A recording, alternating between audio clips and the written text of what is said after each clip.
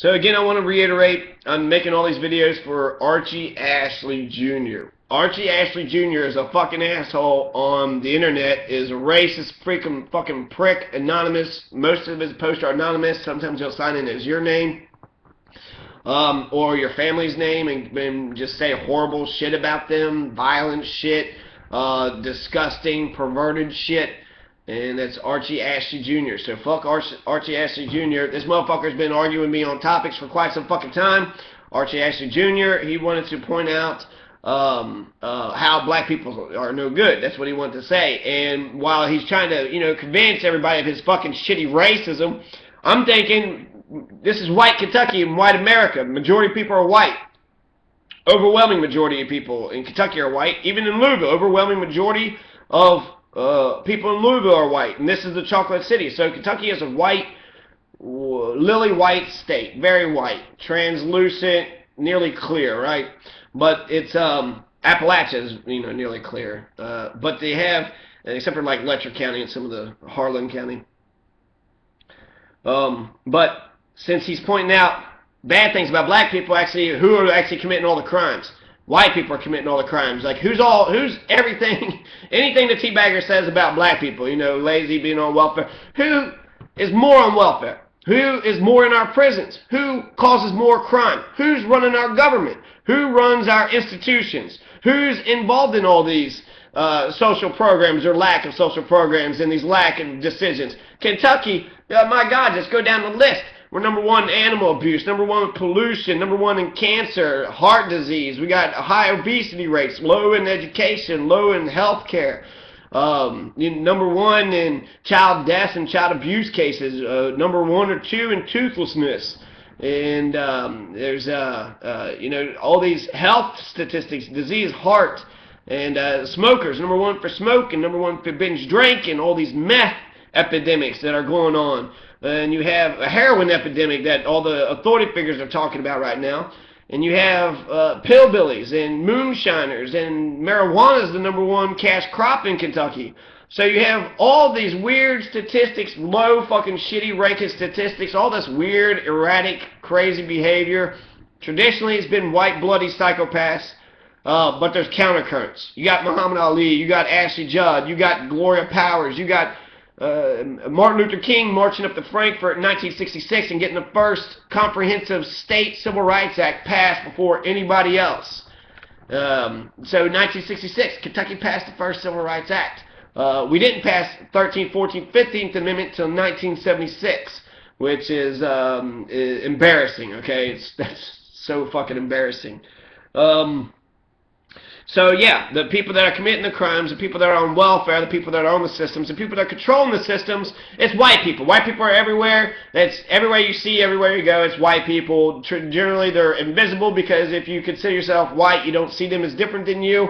But they're also kind of like the LMPD. Leon Brackens is another person that got killed, and there's 20 officers listed on the lawsuit, but the media doesn't report any of the names. So, we put Leon Brackens, or I put Leon Brackens, who's accountable for Leon Brackens would be the police chief, because institutionally that's all the things that happen. Everything that happens in the city is the mayor's fault. Police chief is the one that arrests people and charges them with crimes. You also have the Commonwealth Attorney, which controls the grand jury. Had a ton of influence on the grand jury, and so they have a lot of influence. So you got the police chief, you got like a trifecta of fucking people. You got to, pay attention to see who's the most powerful in Louisville. And they have different powers, too. And there's also, other local and federal guidelines. But generally speaking, the nation, state of Louisville is controlled by the mayor, the chief of police, and the Commonwealth Attorney. They're the executive power. Everything that happens falls on them. They can issue executive authority directives, and they're free to do whatever they want. They enforce the law. So however they interpret the law, that's how they can arrest whoever they want to arrest. They have all the discretion and all the power in the world to do as the fuck as they please. And those are the main power structure people. Since there's no people mentioned, there's no names, and they should be, I guess all three of them equally should be responsible for Leon Brackens. There's 4 white men who was actually beating up Leon Brackens. And he's one of the names I listed on here. So Leon Brackens, this is in 2011. He's 89 years old. He's a 90-pound sickle cell anemic man, skinny old man. I don't know if he's 89. He's really old. He's Leon Brackens. He's in the passenger side of this car that's running away from the police for speeding or breaking some traffic law. And he calls 911, says, "Help! I'm being kidnapped. I was going for a ride with this crazy lady who's running away from you, and I don't want to die." He's like, leaving on the 911 call. He's like, "Oh, you're going to kill us. She's crazy. I don't know what to do. Please help me. Get me out of this car. Get me out of this van. Get me out of this van."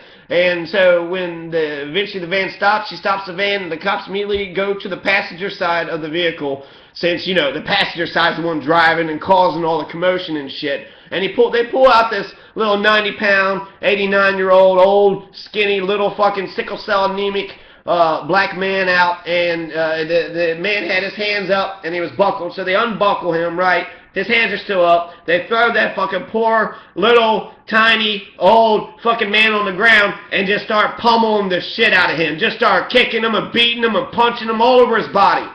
They put his boot down on his shoulder. He didn't understand the situation, blacks out, goes to the hospital, comes out, in the nursing home for about 6 months, dies of those injuries that the LMPD did in 2011.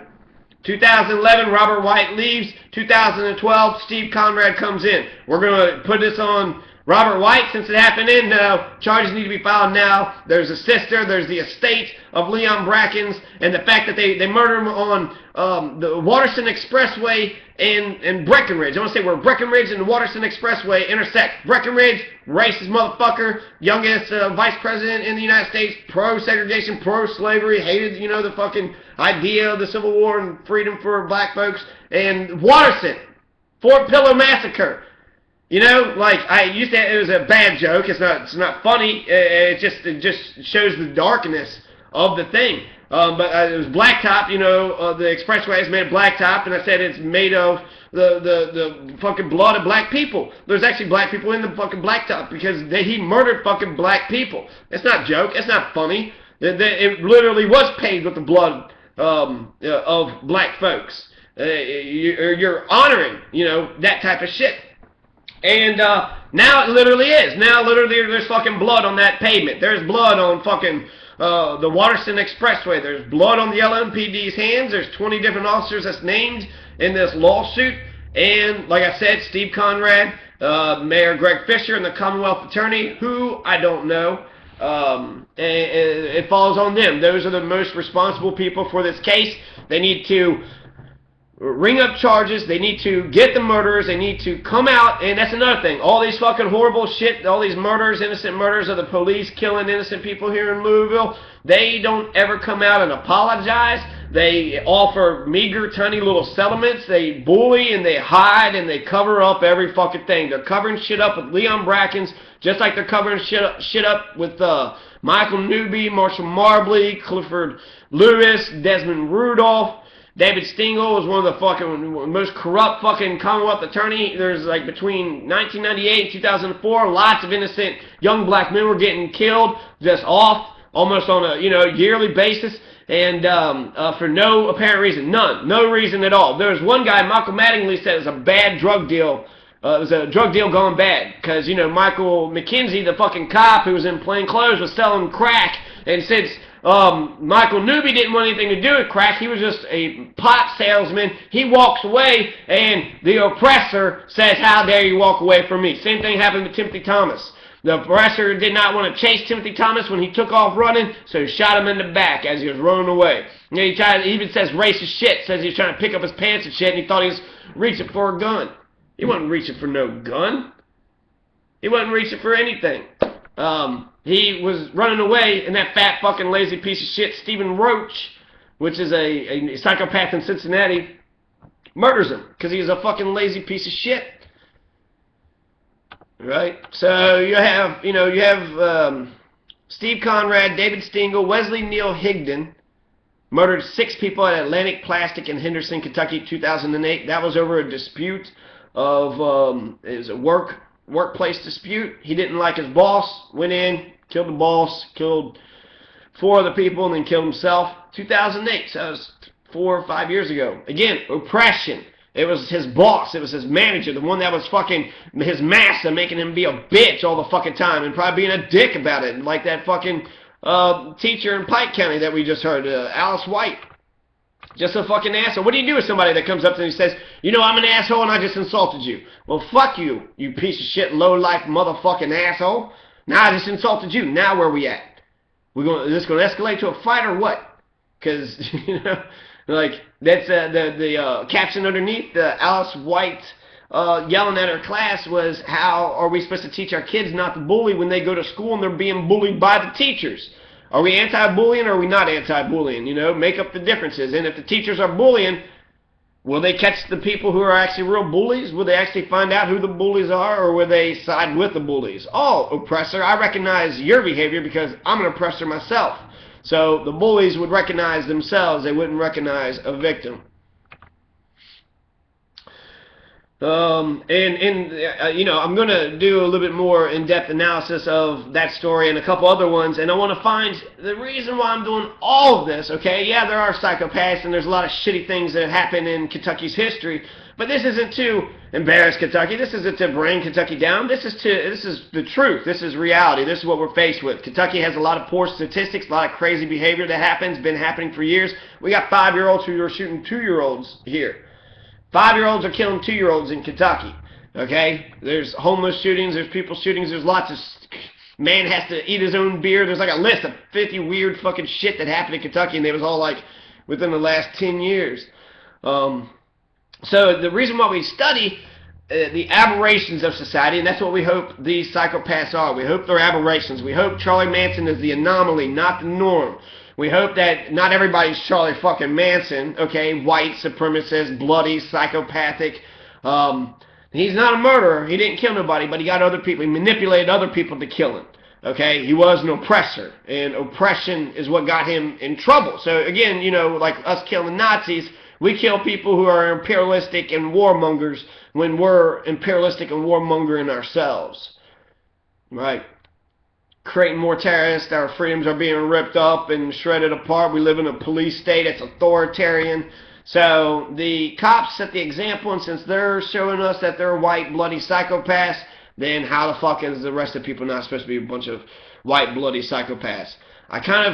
It's frustrating, you know, I don't know. There's a man that was in class who was flirting with this woman that was right next to me, and he was across the class, but he was looking in my direction, and he was all smiling and being all cute and, you know, like just trying to make her laugh, right? Just being goofy and trying to make her laugh, which I found hilarious. I was like, man, who the fuck are you? You've been a total asshole, fucking one of these, you know, oh, what are you doing around here, prick? You know, I'm the man around here. I'm the judge, jury, and executioner, right?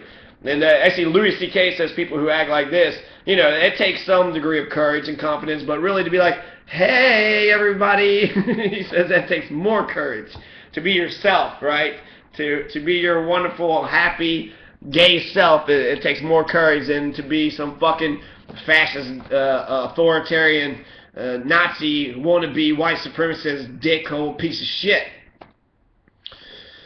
Carrying on with the white psychopathic murderers of Kentucky, you have Marlene Olive and Charles Chuck David Riley. And we're going to get back to that one because I'm going to look it up. But they murdered James and Naomi Olive, who are Marlene's parents. So these are two young people. It's Marlene, and, you know, like I said, this is the male white psychopath, so the male white psychopathic murderers of Kentucky. But she was with them, and this is similar to Visago. You had the fucking vampire Klan. Motherfucker thinks he's a vampire, starts his cult, and he kills his girlfriends. I think it's her parents, stepfather and mother, but they said parents, but they didn't have the same last name. The daughter and the father didn't. So he kills them in 96, and he thinks that he's a vampire. So he killed him in 96, but this shit happened earlier in 1975, in June 1975. So in 1975, Marlene and Charles Chuck David Riley kills Marlene's parents. So again, why did this happen? Well, we look at the aberrations of society. We see how society breaks down. Suicides is also another one. Emil Durkheim basically created the entire field of sociology because he wrote a book about suicides. When someone murders himself, that is not what society wants for their citizens. They don't want people offing themselves. They don't want citizens killing each other either. We want, peaceful people who work for a living, who goes out, hustle, works, gets a job, does their part for society, gets paid, has a decent life, isn't violent, isn't hurting other people, does what they need to survive, and that's it. That's the kind of people we want in Kentucky. Then hopefully that's the majority of the people. I'm hoping that they're sheep, but anybody is capable of good and evil at any point in time. Every human being is capable of good or evil.